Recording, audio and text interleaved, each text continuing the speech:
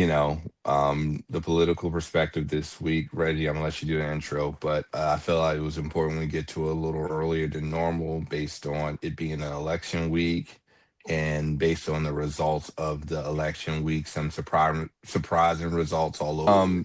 Some of the surprising results all over the country in states like Virginia and stuff. So, don't know where you're going, but of course, I'm looking forward to this because, I alluded to some questions I had yesterday in our chat.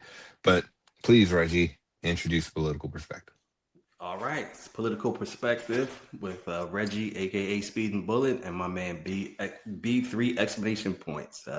Always remember, if you are not political, then you do not have a perspective. Question for you before you yes. begin. And I assume you may touch on this a little bit, like B said, with the election week. I going on Twitter, I saw that after Mamdani won the New York mayoral race, right? I was very shocked at the backlash, the memes, the jokes, the cynicism about him becoming the New York mayor. Am I just like under a rock or something not to assume that this would be what it was? So, I mean, and I actually had that number one, which was Okay. the race in New York. We here. And just the overall feeling after the election is that the Democratic Party has had a resurgence, and normally it takes about 2 years during the midterm for it to be really a showing of the country on whether or not they support the current administration.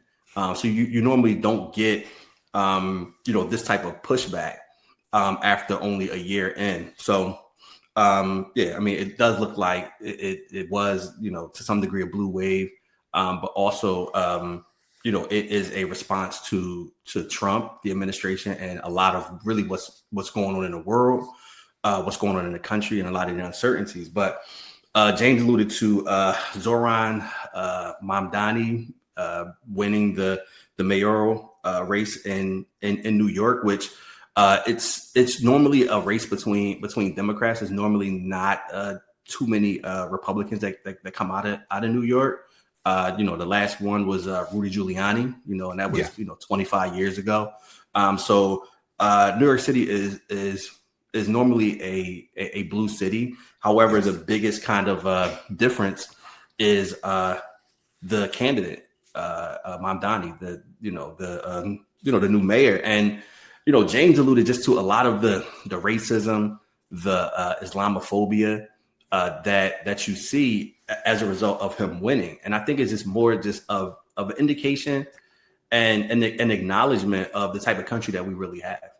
Yes.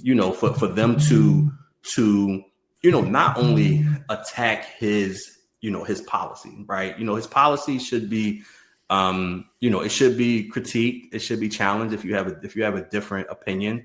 But to attack him for his faith, to attack him because he's Muslim, to attack him because he is not a diehard, staunch supporter of Israel, and to paint him out as being anti-Semitic, anti-Jewish, is really where the country is.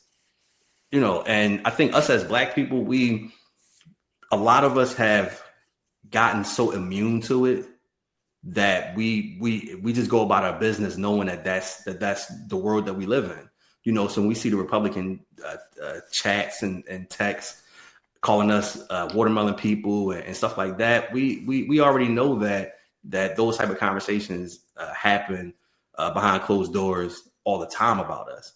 But what's interesting is this is public. This is on social media, and this is even his opponent, Andrew Cuomo, was he was right along with the anti-Muslim rhetoric. He was right with it, and there was he was on a podcast, and someone made a statement that if Mamdani wins the mayoral race, that is going to be another 9/11, and stuff like that is just ridiculous. To that point, real quick to that point, I did see a post from someone, some blue check. I think she was some politician somewhere. She said that Mom Dami winning signify is like New York pissed on all the graves of the 9/11 of all the people that died during 9/11. And it's like, what? How was that the conclusion? Yeah, and anybody that traffics in that type of hate, and that's Yeah. really all it is. I Yeah. mean, the man, 9/11 was perpetrated, if you believe, you know, everybody that was involved was from Saudi Arabia, which ironically is one of our Middle Eastern allies. Yeah. He grew up in Uganda and he's been living in New York since he was a kid. I think since 7. I mean, he is as New York as you can possibly really be. And New York traditionally is a melting pot of cultures anyway. Absolutely. New York is not like Nebraska. You got people from all over, that come to New York, and all of the 5 boroughs have a Burroughs. different Yeah. flavor.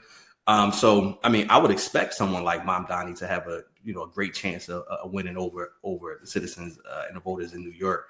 But yeah, I mean, you even see politicians, they'll call them communists, which is another way of making him appear to be other, because historically, when we talk about communists, we're talking about people who are just vastly different than us and a threat to our way of life. He's not a communist; he's a socialist, and there's a distinct difference.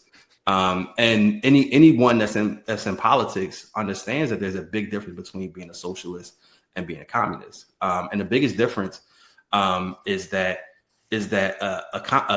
if you're a communist, then your end goal is to destroy the entire system, and Yes. it to be no system at all. A socialist just means that there is some partnership and cooperation with the private sector and the worker, and that government's role is making sure that there isn't exploitation across the board. I mean, that's the easiest way to describe it. And I was talking to someone earlier, and I said, well, they call Martin Luther King a communist, and anybody that fights for a decent wage, a decent quality of life, those who traffic in capitalism, but more so, I would say more so crony capitalism, where my millionaire friend is going to get tax breaks, and it's a small circle of people who are benefiting from the larger society. But I mean, I wish him luck, but it is horrible that he has to go into his tenure as mayor just with that type of negativity and these types of things that are being said about him are just totally horrible. But What are real go ahead. quick, last, what are the billionaires in New York so afraid of with Mom Dami? I mean, I guess it's kind of similar to the question we asked earlier. Like, if you're a billionaire, that money is most likely not going anywhere, and it's not even like you're a millionaire. We're talking about a billionaire, So if and I think one of his biggest initiatives is to raise the taxes on anyone that's making, I think over 100 million, to raise their taxes by 2%. 2%. So we're not talking about a king's ransom. We're talking about, if you're making billions, 2% is a small tax increase to be able to continue to make your billions. You know what I'm saying? It's not like to be able to give kids free lunch. Like, what are we talking about? What are we really talking about? Anyway, you can move on to the next thing. Yeah. But just some some additional races that were won. Democrats won in New Jersey. Yes. Mikey Sherrill, she won. Was Mikey Sherrill. She was the first Democratic female governor in the history of Jersey. First thing I thought about was Christy Whitman. Was that her name back in the 80s or the 90s? Yes, Christine Whitman. She was Republican, but she was the first. She was the first woman governor to be elected in New Jersey. So that's a great thing for the Democrats. And then also in Virginia, which was a very interesting kind of race. You had Abigail Spanberger winning the Virginia governorship. She went against a Black woman. That was interesting to see. That was very, very interesting. The way I describe her is like the female Herschel Walker. She's like totally inept. As Dave Chappelle said, observably stupid. Yeah, observably stupid. There's a clip out there where she's disputing how you would be able to have solar and wind power when the sun goes down or the wind stops blowing. It's ridiculous. But great for the people of Virginia to actually put somebody in the governorship that actually has a brain and knows what they're doing. The biggest kind of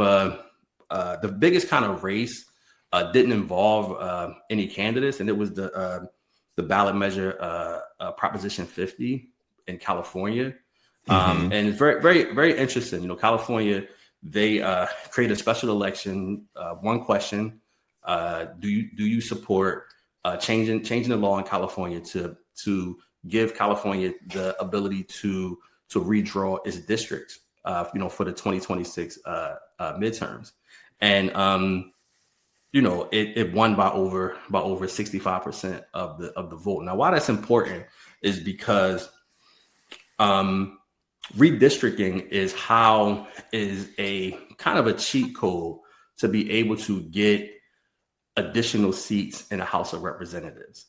And normally the seats are normally kind of carved out of your state. They're normally carved out this particular district, and it's normally carved out during the census. So you normally have 10 years of these are the seats that we have. And then the census, normally you're going to get population increase, you may get population movement, and then they'll have an opportunity to do redistricting where they'll carve out, the different representative areas. But Texas decided that they were going to do redistricting, not consistent with the 10-year census, but they're going to do it this year in an effort to get more Republican seats and to presumably win the House of Representatives. The reason why they would do something like that is because obviously they know that their message is not popular. Their governing is not popular. So rather than try to win people with policy, we'll just create these additional seats to give us more opportunity. And obviously these additional seats are going to be made in areas that are traditionally Republican. So it's a way to be able to finagle the system. And California, being a state that's larger than Texas, decided that they would respond to Texas doing their redistricting by not just deciding to do it, but by putting it in the hands of the people. Like it's just something that the people want to do. And the people overwhelmingly spoke and said that there was something that they wanted to do to give them the opportunity and the ability to create some additional House of Representatives seats. So we'll have to keep track of that because it may turn into a bit of an arms race where other states do redistricting to gain more seats. I know they're talking about Florida. They're talking about Missouri. They're talking about, obviously whatever red state that they can squeeze a few more seats, that they're all in play. So it's something to just keep in mind that a lot of these votes and a lot of these ballot measures are things that matter, and this election cycle is probably the election cycle that gets the least amount of participation. We all know that the president gets the most. And then you have the midterm where you're going to see, representatives, you're going to see senators, you're going to see all kinds of folks. And then you have this in between. And it's more, you're going to get a lot of local races. You're going to get a lot of governor's races. In Philadelphia, we had our district attorney race.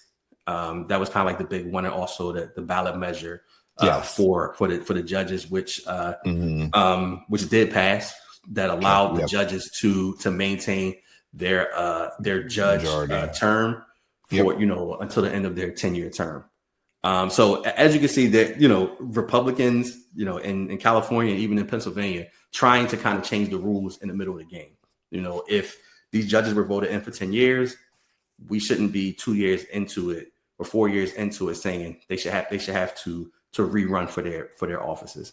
That's changing the rules in the middle of the game. Quick question or a couple questions. I got a bunch of questions about a bunch of things. But we can't go till 12 midnight. Um,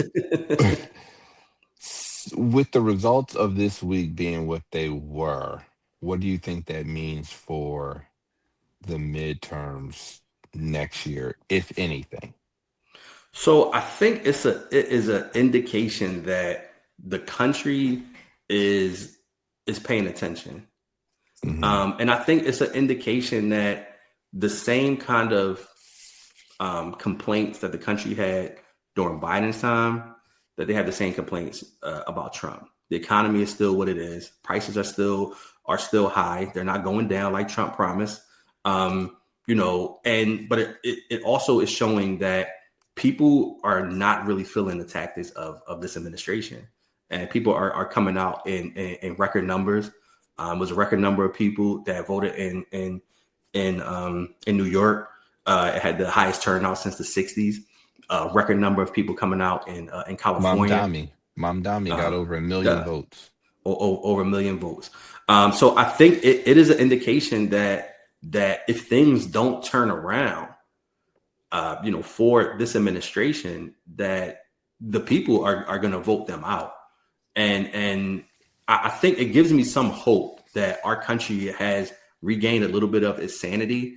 And Yeah. even if we haven't regained our sanity, I think that those who have maybe been on the sideline have maybe gotten a little bit more involved and have Yeah. gotten a look and kind of see that, things like SNAP, things like your job, like, when you think about the federal workers that have not been getting paid, you think about, no, I'm sure none of them thought that they would not be getting paid because of the government. Like, you lose your Yeah. job, it's maybe because, you were maybe a bad employee, or maybe there was some type of some type of downsizing or something, but you're not getting paid because the government can't get its act together. Yeah. So those are things that affect everyone.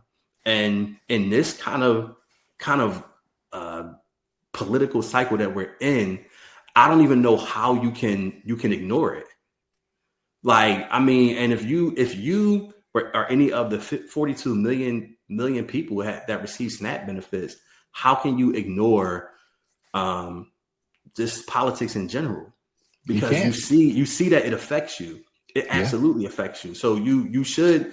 I mean, it would make sense to actually know what's going on, especially with the things that affect you.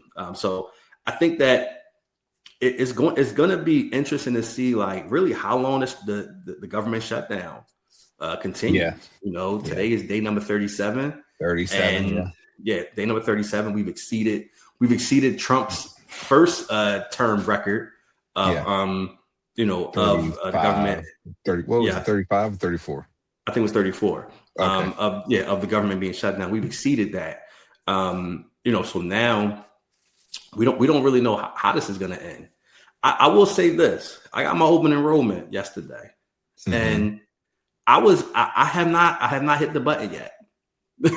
Like, I'm afraid.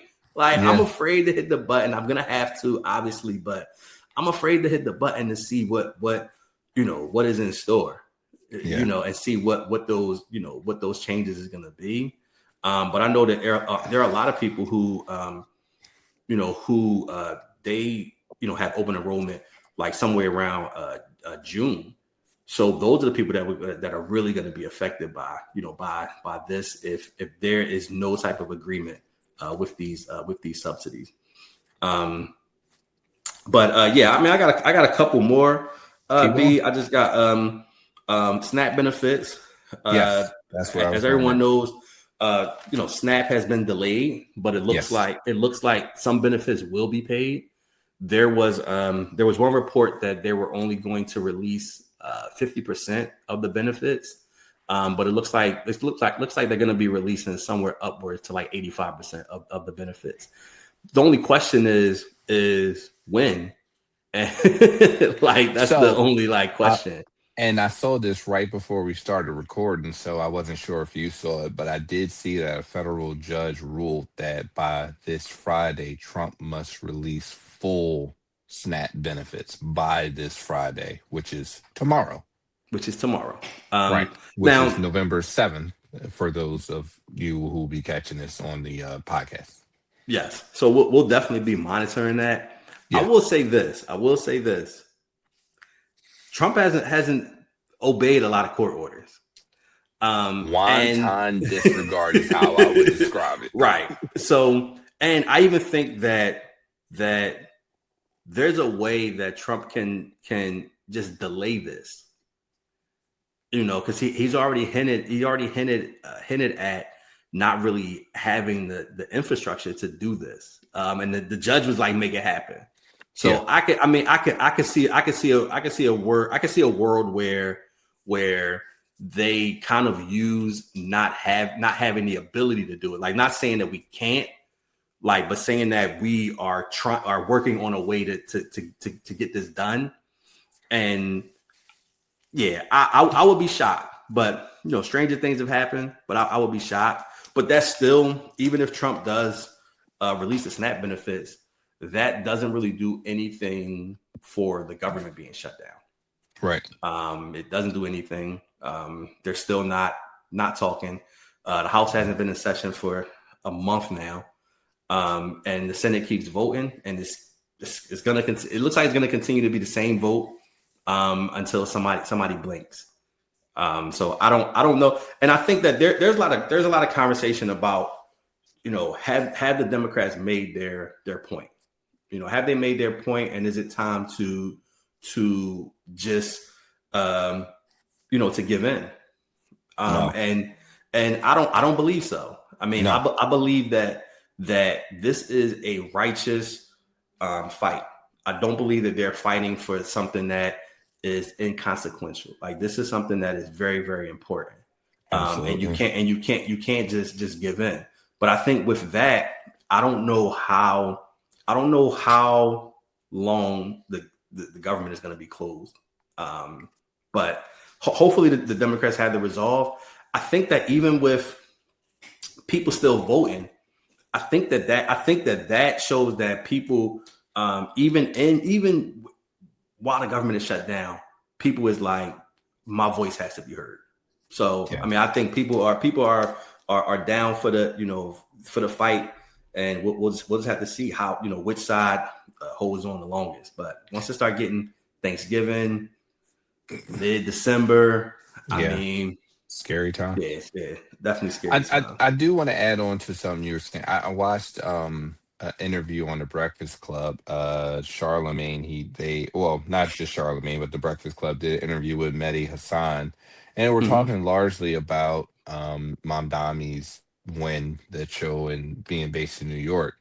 And they alluded to the government shutdown, and Charlemagne was making the point of the Democrats just got to go ahead and reopen the government, basically concede to what the Republicans want, just to open the government, so you can say, basically his point was, so you can say, hey, everything that's happening is a result of what they're doing. And Mehdi Hassan was like, no, you can't just give in to a spoiled child who demands their way, basically was the analogy he used. I thought that was dangerous messaging. Like, no, you can't just, I agree with Mehdi Hassan. Like, you can't just agree to what they want to reopen the government, and their tactics of every time they get in front of a microphone, it's, oh, the Democrats keeping the government, the Democrats are, I think the country has shown they're a little more savvy than to just accept that messaging. And I'm a person who has family members working for the government. I have family members who decided, I got to work for Instacart during this government shutdown time because I got to make money. That's where it is. If people don't know, um, yeah, and it's easy for me to say not being in the position of someone who not getting a check from the government, but yeah, I don't agree with just giving in to what they want or Yeah, and I think sacrificing Charlemagne. more. Yeah, I think Charlemagne. If you squint your eyes, is Stephen A. Smith.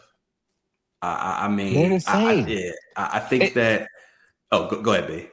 Real quick, Stephen A. Smith to me is a little worse because he's still going. Like he released there was a video came out today where he was still going on about Mamdani, and how he wasn't happy about a bunch of things, but whatever.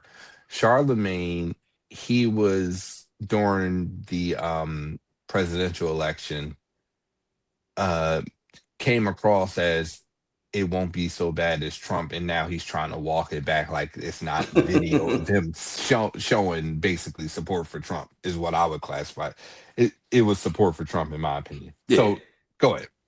yeah. Nah, like I said, if you squint your eyes, Charlemagne and Stephen A. Smith just in more of a, I would say more of a tolerable person.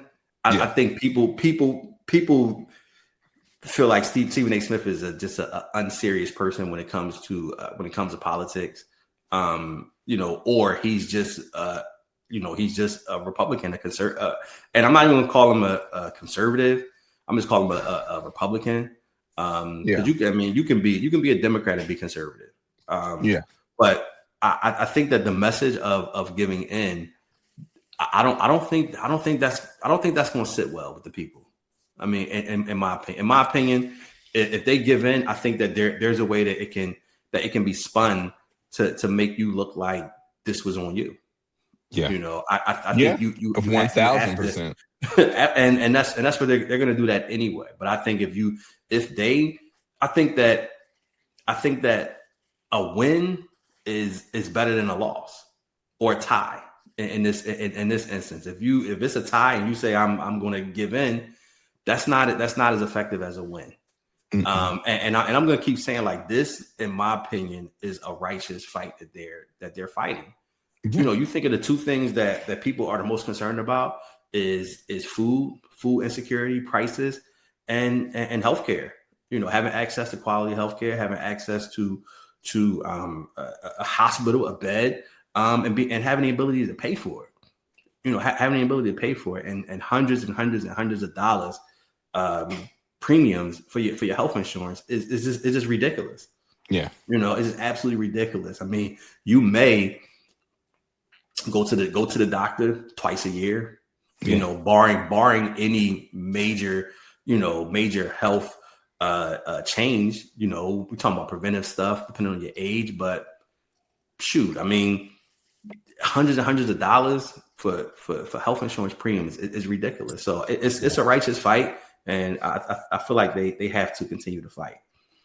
Last thing I want to talk about is Trump is in court. Trump is in court all the time. So there's a couple of court cases that are going on right now. One is a federal judge issued an injunction kind of limiting the force that immigration agents can have towards people that they are suspecting that may be undocumented or illegal, as they call everybody that's an immigrant. They call them illegal when they're not illegal.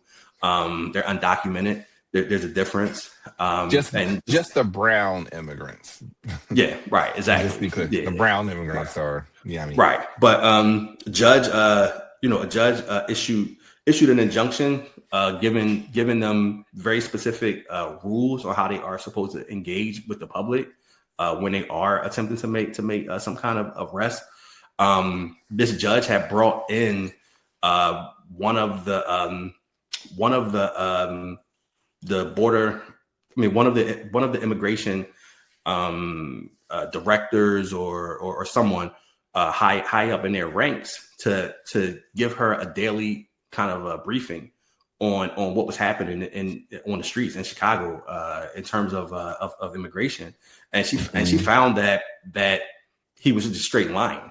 Like she even said in her ruling that she found his description of the conditions on the ground to be untrue, and so she has issued an injunction limiting their ability and the type of force that they can use if they are attempting to apprehend someone in Chicago.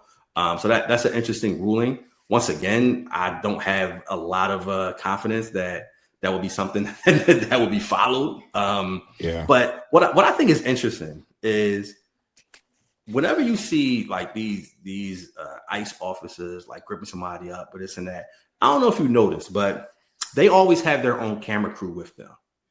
So they always have a camera crew with them that is filming. So it's very interesting to me. Like, I don't know if they're gonna be making like some type of ICE documentary or something, but they always have. If you ever look, and there's reports about this, that they have like a camera crew like that films their interactions. However, they have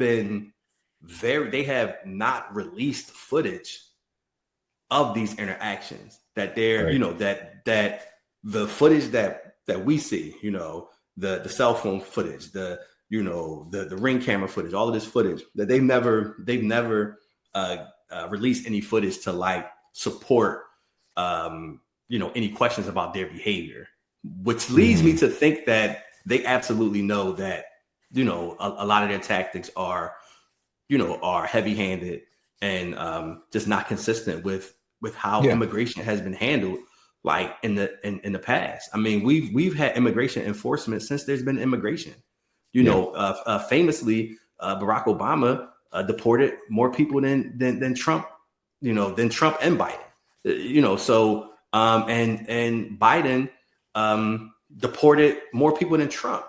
But there's a method and a reason why it's become so that they've taken such an aggressive and chaotic tactic. I think it's to get the people to be kind of almost immune to these type of tactics, these types of individuals, people in full military gear, running the streets like GI Joes. I think it's to get people just comfortable for when the real thing happens, and that to me is during the next election, when they're going to start seizing voting booths, voting areas, and we're going to see military on the street and people. And if you have 3 years of this, it's not going to feel like anything drastic as if it would be the military's on the street, just for this one event.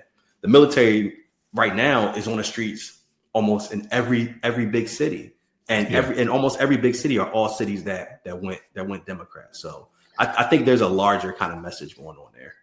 Yeah, real quick. I think there's a huge disconnect in this administration's messaging to what is actually happening.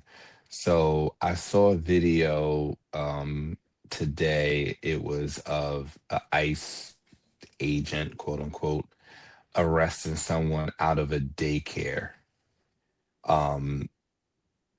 And the messaging has been, okay, we're getting rid of the worst of the worst, the criminals, and this, that, and the third, right? We're getting them out of the country, which no one will disagree to. But if you're arresting someone and it's a video going out of you at not even arresting, but, obtaining, abducting, whatever, someone from a daycare, a lot of your base uses immigrants to care for their children. How do you not know this? So I think ultimately it was about fear mongering and obtaining power. And I think that we can clearly see that this kind of message that there's all of these illegal criminals running around, because that's a lot. That's a lot of what Trump was saying. That there's these criminals.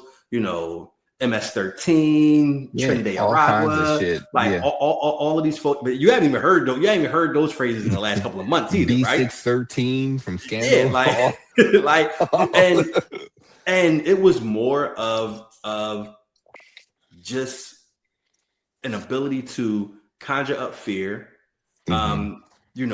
create this group that we can use as a boogeyman.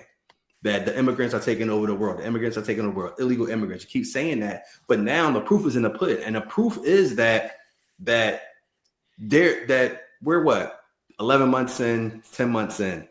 If there was so many of these criminals, you wouldn't be going into daycares, right? You wouldn't be arresting people at Home Depot. You ain't telling me that MS-13 is they moonlighting at Home Depot. Oh, yeah, real quick. I saw another video. You just remind me. I saw another video with a man. He was doing someone's garden. He was out there with the leaf blower, and ICE agents pulled up, but he ran inside the house, and they had to drive off because, they couldn't just go in somebody's house. But it's like, no, these are not the worst of the worst people that you're talking about. But continue. Yeah. Right. And it never was. It was just rhetoric. It was just spin. It was just creating an environment to get people kind of pissed off. But we see every day that's not the true environment. So what they'll do now is they will try to just say that they're all here illegally. Yeah. And even when they say things like Biden let in 20 million illegal immigrants, right? It's just untrue. Right. And what that sounds like is 20 million people like snuck in under a fence somewhere, right? But if someone, and this is in the Constitution, if someone comes to a border crossing and they say I am here to seek asylum, it is in the Constitution that we have to investigate and rule on their asylum. Yeah. So they are not here illegally. They are here undocumented. There's a major difference. Illegal is somebody that snuck in here middle of the night. Quick, please repeat that because I want the people to understand that. Yes. So the difference between an undocumented and someone that is quote unquote illegal, I hate even using the term, but quote unquote illegal is that a person that's undocumented has presented themselves at a border crossing. And then if you think about a lot of the video that you might have saw last year or the year before of all of these people kind of like congregating at border crossings, right? Like those people are not illegal. Those people are undocumented. So it's in the United States Constitution that you can go to a border crossing and you can apply for asylum. In order to apply for asylum, you have to come into the country. You cannot apply for asylum outside the country. So you can't be on a Mexican side of the border and say, I want asylum. You have to come into the country. So when they say that Biden let in all of 20 million, 50 million, 100 million, a billion, however number Trump makes up, they are muddying the conversation, and they are making it appear that these are the same people. Someone's undocumented, they are registered, the government knows where they're at. They are waiting on their asylum claim, and they are going through that process. Someone that is illegal is a person that has either been deported and came back, snuck into the country, did not go through any of that process. So there's a big difference. And what you see is now, and you'll see that where people people are getting arrested at their immigration hearings and their immigration check-ins. You cannot tell me that this person is trying to do something illegal and they're going to their immigration's hearing. Like, what are we talking about? But yeah, I think that people are waking up and understand that a lot of what they were saying just was untrue. Yeah, this was untrue. I'm gonna leave it at that. I mean, like you said, we could keep going. There's so many other things going on. 100,000 things to talk about. If any of our listeners, want to look up the Supreme Court, the Supreme Court is hearing arguments about the tariffs. about the Trump tariffs, and it looks like they're going to. It looks like they possibly are going to make his tariffs illegal. But what do you do? He's been imposing these tariffs the last 9 months. I don't even know how you undo it. He just negotiated a trade agreement with China. Like if anything, it should have. The administration should have stopped what they were doing, kept all tariffs in place until it was decided by the Supreme Court. Oh, absolutely. Always remember, especially in this world that we living in today, if you are not political, you do not have a perspective.